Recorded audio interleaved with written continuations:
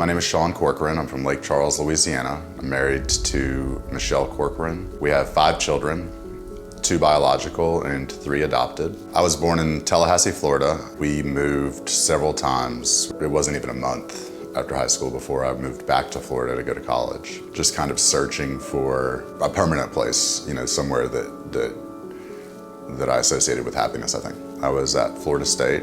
I had a girlfriend at the time, and she got pregnant.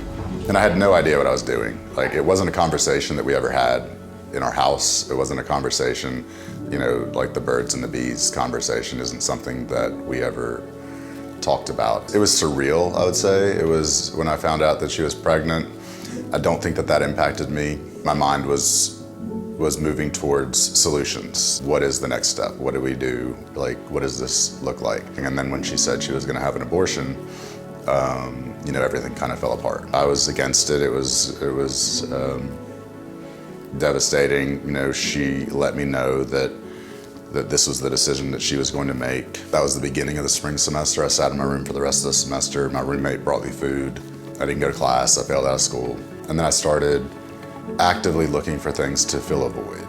So over the next 6 years, I failed out of school 2 more times. I became addicted to methamphetamine and pretty much anything else that I could get my hands on to kind of numb whatever that space was. And at the time, I didn't realize what it was. It wasn't something that I thought about at all.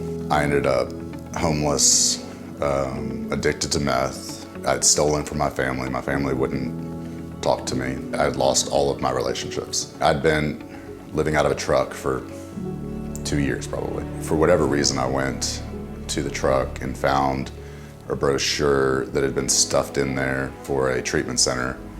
And I called them and they had a bed. It was there through the counseling and through the exercises and through the things that we did. It was there that the abortion came up again.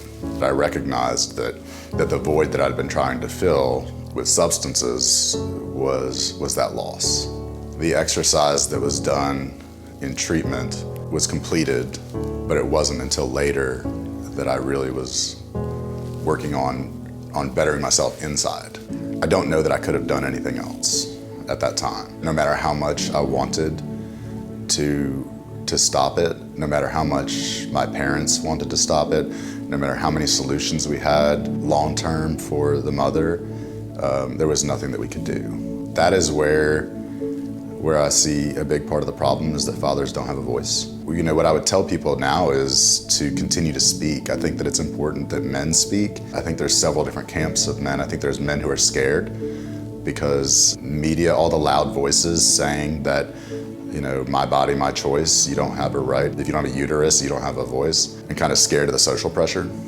I think that certainly there are men who see abortion as an opportunity to avoid their own responsibilities. If more men who were affected by abortion, if they came out and spoke about it, and not just, it doesn't have to be me, having experienced it.